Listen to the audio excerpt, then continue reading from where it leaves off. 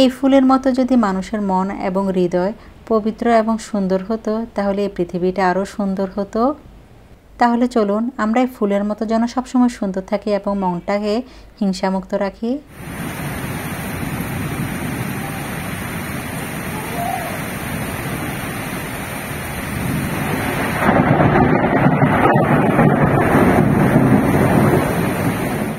আসসালামু আলাইকুম ভিউয়ার্স, কেমন আছেন সবাই? আলহামদুলিল্লাহ আমি ভালো আছি। আশা রাখছি যে যেখান থেকে আজকের আমার এই ব্লগটি দেখছেন সবাই সুস্থ আছেন, ভালো আছেন এবং নিরাপদে আছেন। আমিও আলহামদুলিল্লাহ বেশ ভালো আছি। আরও বেশি ভালো লাগার কারণ হলো কিছুক্ষণ আগে তো দেখেছেন কালবৈশাখী ঝড় হচ্ছে আমাদের চট্টগ্রামে। তো সেখানে অনেকক্ষণ দাঁড়িয়েছিলাম আর এতই ভালো লেগেছিল। বিশেষ করে গত কয়েকদিন এতই গরম পড়েছিল, গরমে অতিষ্ঠ হয়ে গিয়েছিলাম এবং শুধু আমি নয় আপনারাও হয়েছেন। তো আল্লাহর রহমত দেখুন এই কি সুন্দর করে চারিদিকে বাতাস, ঝড় হাওয়া সহ আমাদের এই পুরো পৃথিবীর কিছু অংশটাকে সুন্দর করে ঠান্ডা করে দিয়েছে। আর আল্লাহর দেওয়া ঠান্ডাতে এত ভালো লাগছিল। তো এই সুযোগে আমি ভাবছি আমার ঘরটাকে আমি একটু পরিষ্কার করে ফেলি, কারণ গত কিছুদিন ধরে বাহিরে ধুলোবালি আমার ঘরে এতই প্রবেশ করেছিল, সেই সাথে বাহিরে যে বাতাসটা ছিল সেই বাতাস আমার ঘরে যখন প্রবেশ করেছে সেই বাতাসের সাথে সাথে আমার ঘরে অনেক বালি এবং ধুলোবালি চলে এসেছিল। গতকাল রাতে খাবার খাওয়ার পরে পুরো ডাইনিং টেবিলটা পরিষ্কার করে ফেলেছিলাম, কিন্তু সকালবেলা ঘুম থেকে উঠে দেখি কি পরিমাণ ধুলোবালি পড়েছিল। হয়তো আপনারা দেখতে বা বুঝতে পারছেন না, আমি অবশ্যই বুঝতে পারছি। আর এতই আমার বিরক্ত লাগছিল, কারণ গত কিছুদিন ধরেই কিছুক্ষণ পর পরে আমার থেকে ডাইনিং টেবিলটা ক্লিন করতে হচ্ছে। তারপরেও কিন্তু আমার থেকে বেশ ভালো লাগছিল, কারণ বাইরের এত বাতাস ছিল আমার ঘরে, তো কি বলবো সব কিছু উড়ে নিয়ে যাচ্ছিল। আমি কিন্তু জানালা বন্ধ করিনি, দরজা জানালা সব কিছু খুলে দিয়েছিলাম। তো বাইরের বাতাস যখন ঘরে ঢুকেছে আমার থেকে এতই ভালো লেগেছিল। তো এদিক দিয়ে আজ সকালবেলা নিজে তো ব্রেকফাস্ট করে ফেলেছি, বড় ছেলেকেও নাস্তা দিয়ে দিয়েছি। তো ছেলেকে যখন নাস্তা দিচ্ছিলাম দুপুরের জন্য তাকে টিফিন দিতে হবে, সেজন্য একটু টিফিন বানিয়ে নিচ্ছি তার জন্য। তো আমার বড় ছেলে তো ডে শিফটে, তো যার কারণে তাকে দুপুরে যে টিফিনটা দিতে হয় সেটা অনেকটাই রাইস জাতীয় জিনিসই দিয়ে থাকি। দুপুরবেলা একটু রাইস জাতীয় খাবার দিলে আমার ছেলে খুব পছন্দ করে, একটু বেশি করে করছি, ছেলেকেও টিফিন দিয়ে দিব। অন্যদিকে আমার মেজো ছেলে ও ছোট ছেলের জন্য করে ফেলছি, কারণ ওই যে একজনের জন্য করলে আর দুজন বাহানা করে। আমার ঘরে কখনোই আমি একজনের জন্য কিছু করে রাখতে পারিনি, করলে একেবারে আমার 3 ছেলের জন্যই করতে হতো। তো খুব চটজলদি করে আমি এই ফ্রাইড রাইসটা করে ফেলেছি, আর এই ফ্রাইড রাইসটা করাও খুব সহজ। এদিক দিয়ে বড় ছেলেকে তো স্কুলে যাওয়ার জন্য বিদায় দিয়েছি, সে সাথে আমার মেজো ছেলে পরীক্ষা দিতে চলে গিয়েছে, আর ছোট ছেলে ঘরে আছে, তার পরীক্ষা কিছুক্ষণ পরেই হবে, সেজন্য তাকে খাবারটা দিয়ে দিচ্ছি। আজকের ব্লগটা আমার কাছে একটু স্পেশাল, এর কারণ হলো আজ আমি স্পেশালভাবে কিছু কেনাকাটা করেছিলাম। কিছুদিন আগে আমি এই বিছানা ঝাড়ুটা কিনেছিলাম, যেটা ভেঙে গিয়েছিল, তো আবার আরেকটি দরকার ছিল সেজন্য কিনেছি। আর আমার থেকে পুডিং বানানোর যে বক্সটা ছিল সেটা অনেকটা পুরনো হয়ে গিয়েছিল আর অনেকটা দাগ হয়ে গিয়েছিল, তো যার কারণে আমি পুরনো জিনিস তেমন একটা ব্যবহারও করতে ইচ্ছা করে না, সেজন্য নতুন আরেকটি পুডিং বক্স কিনে নিয়েছি। তো ওই যে শপিং করতে গেলে সব সময় দেখা যায় একটির জন্য যাই আর 2-3টি জিনিস কিনে আনি। এদিক দিয়ে ডেকচি পাতিল ধরার জন্য যে লুসনিটা দরকার সেটাও কিনে ফেলেছিলাম। আর যে জিনিসটা কিছুদিন ধরে কিনবো ভাবছি সেটা হলো আমার ওভেনের উপরে যে কাপড়টা দিয়ে থাকি সেটা দারাজে দেখেছিলাম, কিন্তু আমার থেকে ভালো লাগেনি দেখে সেখান থেকে আর অর্ডার দেওয়া হয়নি। সেই জন্য শপিং মলে গিয়ে এই জিনিসটা যখন চোখে পড়েছে তো সাথে সাথে নিয়ে ফেলেছি। অনেকটা লাইট কালারের মাঝে নিয়েছি যাতে দেখতে বেশ ভালো লাগে, আর আমার থেকে ডিজাইনটাও বেশ ভালো লেগেছিল। এই ওভেন কভারের দুপাশে 2টি পকেট আছে, যার কারণে যে কোনো কিছু রাখতে বেশ সুবিধা হবে। তো যে জিনিসটা স্পেশালভাবে আজ কিনেছি সেই জিনিসটা হলো এই ধরনের গ্লাসগুলো আমার থেকে বেশ ভালো লাগে। এর আগেও আমার থেকে এমন 6টি গ্লাস ছিল, বিশেষ করে এগুলো গ্লাস নয়, চায়ের কাপ বলা যায়, চাও খাওয়া যাবে, কফিও খাওয়া যাবে বা যে কোনো জুস খাওয়া যাবে। এই ধরনের ছোট ছোট সিরামিকের যে মগগুলো আছে বা যে গ্লাসগুলো আছে আমার থেকে বেশ ভালো লাগে। আর স্পেশালভাবে যে জিনিসটার জন্য আমি বিশেষ করে শপিং করতে গিয়েছিলাম, সেটা হলো এই গ্লাসগুলো। এই গ্লাসগুলো আমি অনেক ব্লগার আপুদের বাসায় দেখেছি। গত 1 বছর ধরে আমি এই জিনিসটা কিনবো ভাবছি, কয়েকবার দেখিয়েছিও, কিন্তু এই জিনিসটা আমার চোখে পড়েনি। কারণ এই জিনিস যেগুলো আমি দেখেছি এই গ্লাসটার মাঝে অনেকটা একটু ডিজাইন ছিল, যার কারণে আমি ট্রান্সপারেন্ট গ্লাস চেয়েছিলাম। তো তখন তো আর নেওয়া হয়নি ডিজাইনের কারণে। তো আজ যখন দেখেছি সাথে সাথেই নিয়ে ফেলেছি। আপনাদের সাথে শেয়ার করার জন্য আমি এগুলো বক্স থেকে খুলিনি, কিন্তু কিছুক্ষণ আগে যে কাপগুলো দেখেছেন সেগুলো সাথে সাথে বাসায় এসে ধুয়ে পরিষ্কার করে নিয়েছিলাম। পরবর্তীতে মনে হয়েছিল আপনাদের সাথে তো আমি শেয়ার করতে ভুলে গিয়েছি বক্স থেকে বের করে। তো যাই হোক, ওয়াশ করার পরেই আপনাদেরকে দেখিয়ে দিয়েছিলাম। আর এখন এই যে আমার পছন্দের জিনিসগুলো। তো কেমন হয়েছে আমার এই টুকিটাকি শপিংগুলো চাইলে আপনারা আমাকে কমেন্ট করে জানাতে পারেন। এর মাঝেও আমি কিছু ঘরের জন্য টুকিটাকি জিনিস নিয়েছি খাবারের, যেগুলো আপনাদের সাথে হয়তো আমি শেয়ার করছি না। সেই সাথে আমার বেকিংয়ের জিনিসপত্র কিছু কিনেছি। এদিক দিয়ে ওভেনের উপরে যে কভারটা আমি কিনেছিলাম সেই ওভেন কভারটা দিয়ে দিচ্ছি।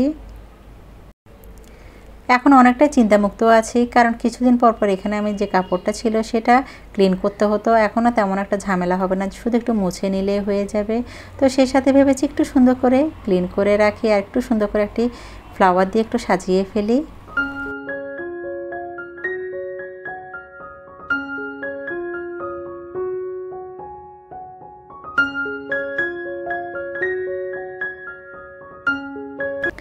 এদিক দিয়ে গতকাল রাতে আমি একটি কেক বানিয়েছিলাম। এই কেকের একটি অর্ডার ছিল, আর যে কেকটা আমি বানিয়েছি সেটা হলো একটি আখের কেক। কেকটা একেবারে সিম্পল ছিল, তবে যে গরম পড়ছে এই গরমের মাঝে কেক বানিয়ে ঠিকমতো এটি সেটিং করে রাখা অনেক ঝামেলা।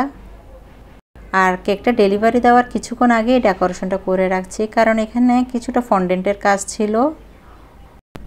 এই কেকটা বানানোর পর আমার থেকে এতই ভালো লাগে, মাঝে মাঝে এই ধরনের সিম্পল কেকগুলো ডিজাইনগুলো খুব ভালো লাগে দেখতে। আর এই কেকটা বানানোর পরে এবং ডেকোরেশন করার পরে যে নামটা লেখা দরকার সেটা লিখে সুন্দর করে আমি চারপাশে স্প্রিঙ্কেল দিয়ে নিয়েছি। আর সে সাথে একটু রয়্যাল ভাব আনার জন্য যে গোল্ডেন লিফটা আছে তার চারপাশে একটু দিয়ে দিলাম।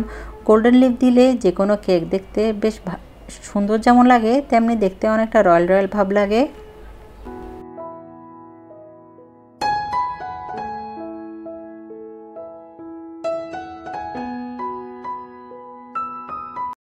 আর এই তো 2 পাউন্ড ভ্যানিলা কেকের ফাইনাল লুক।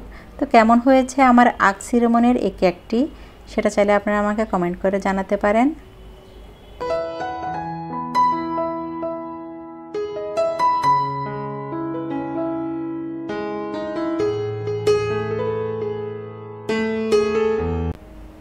এদিক দিয়ে আজ দুপুরবেলা আপনাদের ভাইয়া ঘরের যে সকল বাজার দরকার ছিল সবগুলো করে এনেছে। তো এই অবস্থায় তো বুঝতে পারছেন আমার কি নাজেহাল অবস্থা। তো একা হাতে সব কিছুই গুছিয়ে নিয়েছি, আর সেই সাথে ঘরের কিছু টুকিটাকি কাজ ছিল সেগুলোও করে ফেলছি। এদিক দিয়ে বৃষ্টির কারণে বারান্দা থেকে যে সকল কাপড়গুলো এনেছি সেগুলো সুন্দর করে ভাঁজ করে রেখে দিচ্ছি, কারণ এই কাজগুলো যদি আমি না করি তাহলে করার মতো তো আর কেউই নেই। শুরুতে আপনাদেরকে যে কথাগুলো বলেছি এর একটি কারণ আছে। ইদানিং দেখা যাচ্ছে যখন আমরা যে কোনো ব্লগ দেখি কত সুন্দর এবং আগ্রহ করে দেখি, কিন্তু কিছু কিছু ব্লগারদের মাঝে ইদানিং এত হিংসা চলে এসেছে, কেন জানি মনে হয় তাদের অনেকটা ভিউ হচ্ছে দেখে তাদের ব্লগে মানে তাদের কথাবার্তার মধ্যে এক ধরনের হিংসা বা তাদের ব্যবহারে অনেকটা অহংকারবোধ চলে এসেছে। এটা পার্সোনালি আমার কথা, এটা আমি কাউকে ইন্ডিকেট করে বলছি না, এটা আমার কেন জানি মনে হয়েছে, সেজন্যই আমি আপনাদের সাথে এই কথাটা বলছি। আবার অনেক আপুরা দুঃখবোধ করেন একজন আপুর ব্লগ যারা পছন্দ করে সবাই বেশি, তো তার সাথে অন্য ব্লগারদের সাথে মিলিয়ে ফেলে। তো যে সকল আপুদেরকে অনেকেই খুব খারাপ খারাপ কমেন্ট করে তাদের মনটাও ভেঙে যায়। আমি বুঝি না মানুষ কেন যে এমন। আসলে কি খারাপ কথা বললে কি সে কি বড় হয়ে যায় অন্যর কাছে? আমরা কেন ফুলের মতো সবসময় পরিষ্কার এবং পবিত্র থাকতে পারি না এবং সুন্দর থাকতে পারি না? এর কারণ হলো আমাদের মনের মধ্যে যে অহংকারটা আসে সেটাকে আমরা প্রশ্রয় দিই। তো যার কারণে আমাদের মধ্যে এই পরিবার, পরিবেশ এবং সমাজটাকে আমরা নিজেদের খারাপ ব্যবহারের কারণে এবং নিজেদের খারাপ মনের কারণে নষ্ট করে ফেলি। কেন আমরা এটা বুঝি না যে আমার কোনো কথায় হয়তো অন্য কেউ কষ্ট পেতে পারে?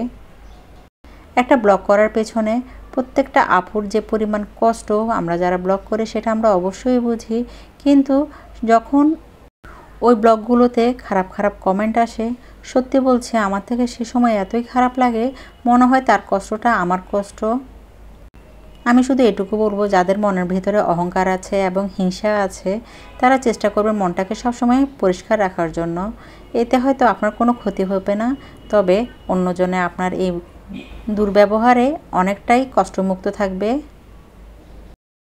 মানুষকে সম্মান দিলে যেমন সম্মান পাবেন, তেমনি মানুষকে যদি আপনি খারাপ ব্যবহার দেন, সে আপনাকে হয়তো খারাপ ব্যবহার না দিলেও তার মনের যে কষ্টটা সেটা কিন্তু আল্লাহ তাআলা ঠিকই বুঝে এবং তার বিনিময়ে আপনাকেও কিন্তু একই কষ্ট পেতে হবে। এদিক দিয়ে আপনাদের সাথে কথা বলতে বলতে আমি ব্রয়লার মুরগি ভেজে নিয়েছি, সে সাথে আলুও ভেজে নিয়েছি, আর এখন মশলাটা মেখে এই তরকারিটা রান্না করে ফেলছি। আমার ছেলেরা গত কিছুদিন ধরে ভর্তা, ভাজি এবং মাছ খেতে খেতে বিরক্ত হয়ে গিয়েছিল, তো যখন আমি মাংস রান্না করি তারা খুব খুশি হয়। তো তাদের জন্য একটু অনেকটা মাখা মাখা করে মাংসটা আমি রান্না করে ফেলছি। যেহেতু আলু দিয়েছি, আলুটা একটু সিদ্ধ হতে সময় লাগবে, সেজন্য একটু ঝোলও দিয়ে দিয়েছি। আর শুধু তো এক তরকারি রান্না করলে হবে না, একটু সবজিও লাগবে, কারণ সবজি না হলে আমার চলেই না। আর অন্যদিকে গত কিছুদিন ধরে এতই গরম পড়ছিল, তো একটু সবজি করলে খেতে বেশ ভালো লাগে। তো এতটুকু দেখে যদি আমার ব্লগের কোথাও কোনো অংশ ভালো লেগে যায় আর আমার কোনো কথা যদি আপনার কষ্ট না পেয়ে যান, তাহলে প্লিজ একটি লাইক দিয়ে যাবেন। আর চাইলে আমার এই ব্লগটাতে কোথাও কোনো অংশ যদি আপনাদের বেশি ভালো লেগে যায়, তাহলে সাবস্ক্রাইব করে পাশে থাকা অল বেল বাটনটি প্রেস করে রাখবেন। আর এই কাজগুলো যারা করে ফেলেছেন সকলকে অসংখ্য ধন্যবাদ জানাচ্ছি। তো ঘর সংসারে কাজ করতে করতে এবং রান্নাবান্না করতে করতে আমি ব্লগের একেবারে শেষ পর্যায়ে। তো আমার এই ব্লগের মাঝে কোনো যদি ভুল ত্রুটি হয়ে থাকে আশা করি ক্ষমা সুন্দর দৃষ্টিতে দেখে যাবেন। আপনাদেরকে আসলে মনে কোনো কষ্ট দেওয়ার জন্য আমি এই কথাগুলো বলিনি, আমার কেন জানি মনে হয়েছে কথাগুলো বলা দরকার। হয়তো যেই শুনবে সে হয়তো কিছুটা বুঝবে আমার এই কষ্টটা। তো আলহামদুলিল্লাহ আমার তরকারিগুলো প্রায় রান্না করা হয়ে গিয়েছে, আর এখন টেবিলে সার্ভ করব। তো আমার ঘর সংসারের টুকিটাকি কেনাকাটাগুলো আপনাদের কেমন লেগেছে চাইলে আপনারা আমাকে কমেন্ট করে জানাতে পারেন। তো আজ এখানে রাখছি, দেখা হবে নেক্সট ব্লগে। সবাই ভালো থাকবেন, সুস্থ থাকবেন, আমার জন্য দোয়া করবেন। আল্লাহ হাফেজ, আসসালামু আলাইকুম।